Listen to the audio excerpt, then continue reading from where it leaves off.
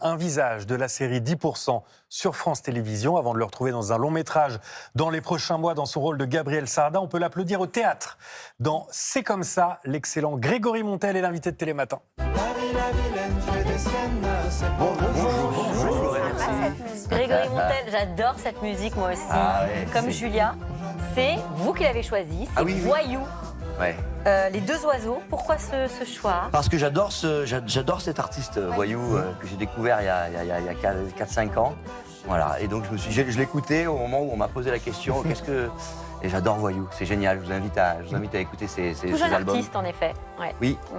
J'ai passé un moment délicieux jeudi avec vous au théâtre, dans C'est comme ça, au théâtre de la Pépinière à Paris. On va en parler, plein de questions à vous poser. C'est juste après l'interview, encore un matin. Encore un matin pour rien. Question courte. Réponse courte, Oui, s'il vous plaît. d'accord. Pour découvrir vos habitudes matinales, l'humeur du jour. Ah, et moi, mon Ah oui, oui. ravi, je suis content, je passe à la télévision. Waouh. Vous dormez plutôt à gauche, à droite ou en diagonale dans le lit? Oh, je dors à gauche. Est-ce que ça vous arrive d'appeler votre agent en pleine nuit et si oui, pourquoi? Ça va pas, non? Au réveil, vous êtes plutôt séance de respiration, comme votre personnage au théâtre, ou réveil en trompe direct sous la douche? Non, il y a un problème, c'est que j'ai vieilli, donc il faut que maintenant je fasse mes exercices de matin pour... Le rhumatisme? Ouais, j'ai très mal au lombaire, là, il faut vous m'expliquer, là, vous me parlez de Faire tout du ça. yoga. Yoga, ouais, mais je crois que je vais m'y mettre, vraiment. Qu'est-ce que vous chantez sous la douche? Voyou, tiens, je chante Voyou en ce moment. Deux oiseaux. Votre petit-déj ce matin? Je prends pas le petit-déj. Ah bon? Non, je bois du thé. Voilà, non, je Ouh là là vous là les là choquer, là là. qu'est-ce qui se passe? Non, mais vous avez le droit. Non, il paraît que, Parce qu'on aime bien. il paraît que le petit-déj, c'est pas si important que ça. Ah bon? C'est surfait. Ok. Bon, en vous préparant, vous êtes plutôt télématin ou silence complet, personne ne doit vous parler? Ah non, moi je peux être tout à fait télématin. On peut me parler le matin. Télématin, vous savez, il y a 30 ans, 35 ans, avant d'aller à l'école. Vous regardiez déjà? Every morning, comme dirait... je sais pas qui. Eh bien maintenant, c'est nous qui vous regardons au théâtre, à la Pépinière à Paris, avec une très belle troupe d'ailleurs, écriture et mise en scène de Marc Arnaud, l'occasion de rire, de se poser quelques questions aussi. L'histoire tient en une phrase, vous êtes Mathias, votre femme doit accoucher le jour de l'enterrement de votre mère. Ouais, tout est dit. Voilà, vous l'avez très bien pitché, là. Et vous avez un choix à faire entre les deux événements. Qu'est-ce qui vous a donné envie de plonger dans ce projet?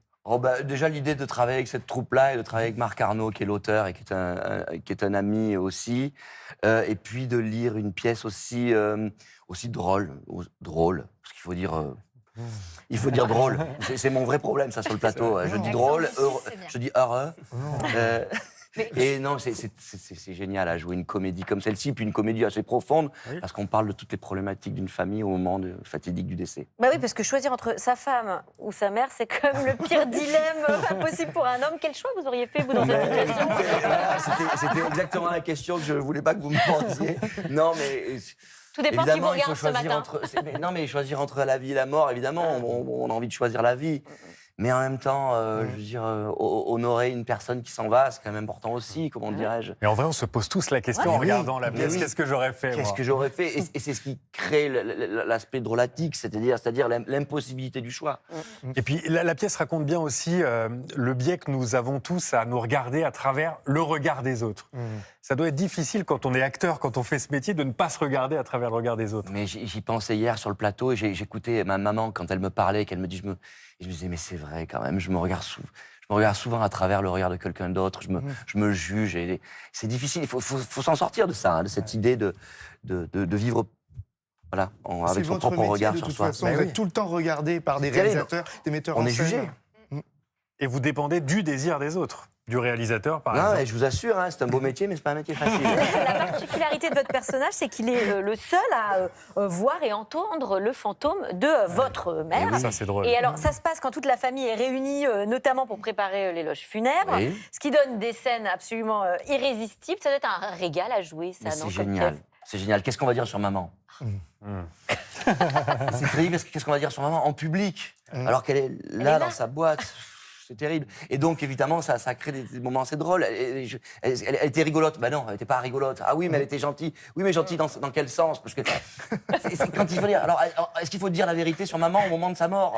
Non, oui, je ne sais pas. Alors, donc, forcément, on en rit. La situation est cocasse. Et c'est tout le ressort comique de cette pièce. Au théâtre, on vous retrouve aussi au cinéma ou en série, Oui. avec ce rôle qui a, je crois, changé votre vie, Bien sûr. celui de Gabriel Saarda dans 10%. On peut le dire comme ça? Bien sûr, il n'y a aucun problème. C'est évident. Merci France Télévisions. Il y a la série qu'on peut revoir justement sur France Télé. Et maintenant, on attend le film. C'est en tournage ou pas en ce En moment? tournage, oui. Comment ça se passe? Ça se passe bien. Cette semaine, c'était tournage de 8h du matin à 18h. Après, il fallait courir pour aller au théâtre. C'était assez intense. Sortie prévue sur Netflix en 2026. Probablement, oui. Tous les personnages emblématiques de la série seront là. Oui. Qu'est-ce que ça vous a fait de reprendre votre rôle? Est-ce que on reprend les mêmes, on recommence, retrouvailles de famille? Retrouvailles de famille, ça c'est sûr, retrouvailles Ouais. de famille. Et puis on remet les chaussons de ce personnage-là. On retrouve un personnage qu'on aime profondément. Moi, je l'aime profondément, c'est Et Gabriel. retrouver sa façon de parler, c'est facile après tant de pauses? Je vais être très honnête avec vous. Gabriel, c'est très, très moi. C'est vrai. Ah ouais. Ah ouais, je suis vraiment pas. Voilà, autant c'est génial de pouvoir créer un personnage au cinéma ou à la télévision, mais là, ce personnage-là, c'est vraiment moi. Et je l'avais dit à Cédric Clapiche, je lui ai dit, tu sais, je crois que c'est vraiment moi. Il m'a dit, tant mieux. Ça sera encore plus simple à jouer. Voilà, mais pas forcément en plus. Non. Pourquoi? Ben, parce qu'il faut quand même gommer des choses de sa propre personnalité. Non, oui, on n'est pas. Voilà, mais en tout cas, c'est très intéressant. On a quelques noms au casting: Laetitia Casta, Vincent Macken, Georges Clooney. Yeah. Incroyable. baby. Vous aviez une scène où vous avez. J'ai eu la chance de le rencontrer. Vous on a avez passé pris un petit café moment. ensemble? Ouais, non, mais. Oui. En tout cas, c'était génial. Il était là, on m'a présenté sa femme, ses enfants. C'était un moment assez drôle, assez chaotique en ce qui me concerne, parce que je ne savais pas qui serait là à ce moment-là. Bon, bref. Vous aviez une scène ensemble? Non. Ah, dommage. Non. Mais bon, il est Non. sympa. Ben, en tout cas, il est sympa, il est très pro, c'est vraiment. C'est déjà bien dans la vie, hein, Le avant charisme. de jouer avec Ouais, dans je une vous vraie assure, j'étais scène. assez impressionné par le charisme de l'homme.